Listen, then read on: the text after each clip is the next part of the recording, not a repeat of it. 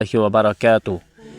کیا آپ کے دل میں کوئی ایسی حاجت ہے جو پوری ہوتے ہوتے رک جاتی ہے؟ کیا رزق آتا ہے مگر ٹھہرتا نہیں؟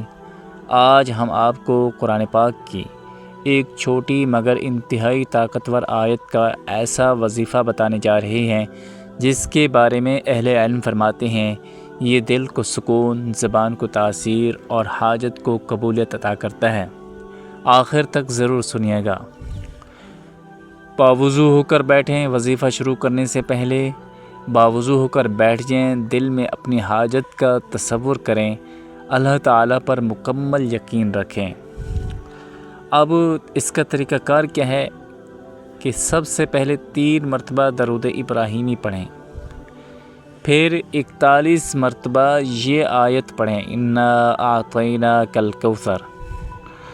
پڑھتے وقت دل میں یہ یقین رکھیں کہ اے اللہ، تو نے اپنے محبوب کو کوثر عطا فرمایا، تو ہمیں بھی اپنی رحمت، رزق اور حاجت کی قبولیت عطا فرما۔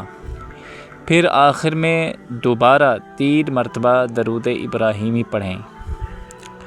یہ وظیفہ آپ فجر کے بعد یا عشاء کے بعد یا کسی بھی خاموش وقت میں 7 دن، 11 دن یا 21 دن کریں، انشاءاللہ اثر خود بخود محسوس ہوگا۔ یا اللہ، جو بھی اس وظیفے کو پڑھ رہا ہے یا سن رہا ہے، اس کی ہر جائز حاجت پوری فرما، اس کے رزق میں برکت دے اور اس کے دل کو سکون عطا فرما۔